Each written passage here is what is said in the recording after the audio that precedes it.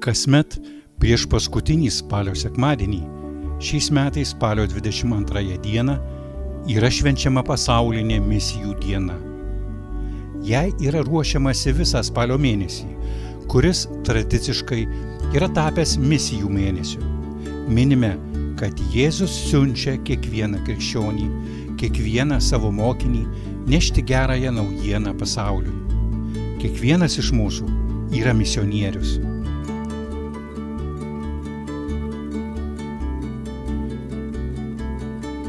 Kasmet pasaulinės misijų dienos proga popiežius visiems tikintiesiems siunčia žinią, skatinančią susimastyti ir atnaujinti misionierišką entuziazmą.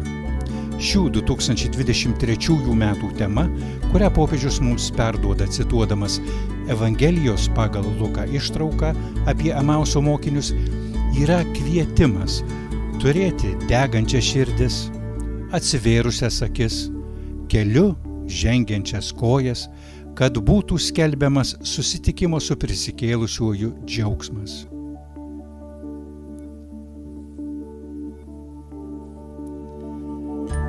Šiandien, kaip ir anuomet, rašo popiežius, prisikėlęs viešpats yra arti savo mokinių misionierių ir eina šalia jų, ypač tada, kai jie jaučiasi sutrikę, nusivylę, išsigandę dėl juos supančio ir norinčio uždusinti neteisybės slėpinio.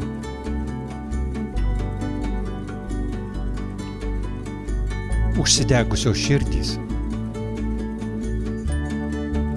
Svarbu suprasti, kad šalta širdis negali uždegti kitų žmonių širdžių. Išklausęs 2 Emauso mokinius, Jėzus aiškino jiems, kas visuose raštuose apie jį yra pasakyta, ir mokinių širdys atšilo. Popiežius pabrėžia, kad Kristus yra gyvasis žodis, kuris vienintelis gali uždegti širdį, ją apšviesti ir perkeisti.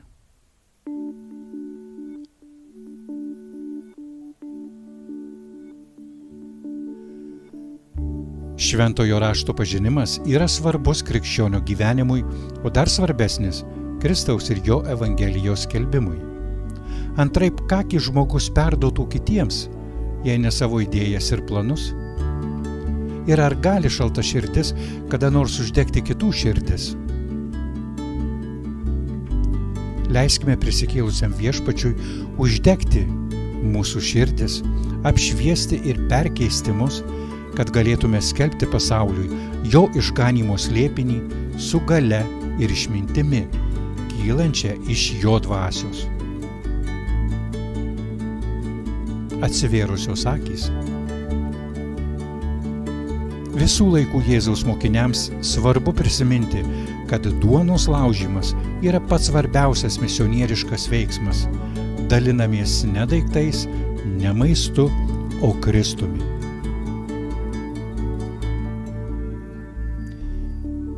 Kristus, kuris laužo duoną, rašo popiežius, tampa laužoma duona.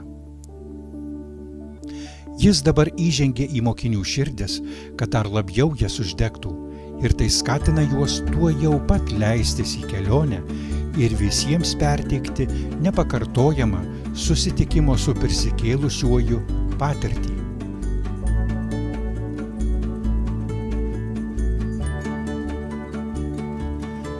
Popiežius savo žinioje primena, kad Eucharistija – bažnyčios gyvenimo ir misijos versmė bei viršūnė. Vienybė pasiekiama per kasdienę maldą, ypač per adoraciją. Mokinys misionierius gali tapti veikiančiu mistiku.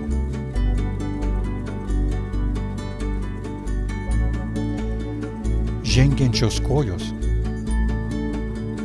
Atpažinę Jėzų, mokiniai nedelsdami iškeliavo į Jeruzalę pasidalyti su kitais susitikimo su viešpačiu džiaugsmu.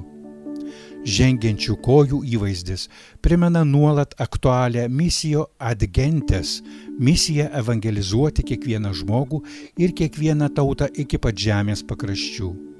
Žinoma, būtinas dėmesys šalia gyvenantiems žmonėms, tačiau taip pat dėmesys bei mūsų veiksmai skirtini ir toli esantiems.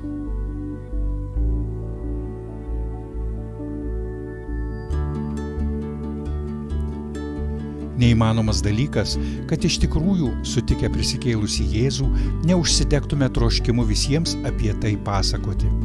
Todėl pirminis ir svarbiausias misijos lobynas yra tie žmonės, kurie atpažino prisikėlusį Kristų šventajame rašte ir Eucharistijoje, kurie nešiojasi jo ugnį širdyje ir šviesą akyse.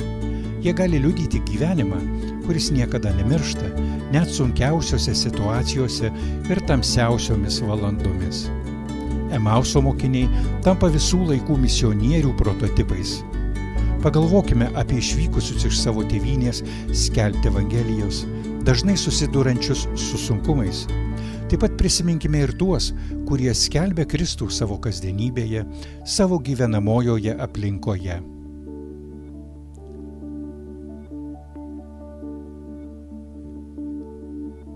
Šiandien žmonijai, pažeistai daugybės neteisybių, susiskaldymų ir karų, labiau nei bet kada anksčiau reikia gerosios naujienos apie taiką ir išgelbėjimą Kristuje, pabrėžia popiežius. Todėl misionieriškas atsivertimas tebėra svarbiausias tikslas, kurį turime kelti savo kaip individai ir kaip bendruomenė. Visi galime prisidėti prie šio misionieriško judėjimo.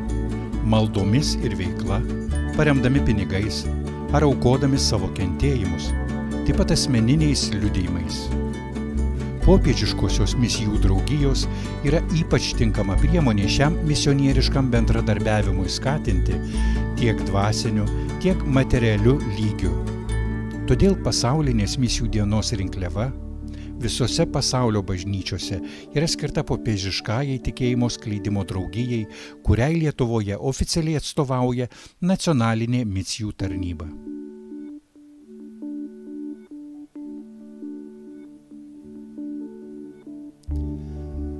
Vis glaudesnis visų bažnyčios narių misionieriškas bendradarbiavimas visais lygiais, pasak popiežiaus, yra esminis tikslas bažnyčios pradėtoje sinodinėje kelionėje. Ši kelionė tikrai nereiškia bažnyčios susitelkimo į save. Tai nėra visuotinė apklausa, per kurią, kaip parlamente, sprendžiama, kuo tikėti ir ką praktikuoti, o ko ne, atsižvelgiant į žmonių pageidavimus. Tai veikiau yra keliavimas, kaip kad keliavo Emauso mokiniai, klausantis prisikėlusio viešpaties, kuris visada eina tarp mūsų, kad paaiškintų mums raštų prasmę ir laužytų duoną su mumis, kad šventosios dvasios galia galėtume vykdyti jo misiją pasaulyje. Tad nesustokime, pirmyn į pasaulį, su degančiomis širdimis, keliu tvirtai žengiančiomis kojomis.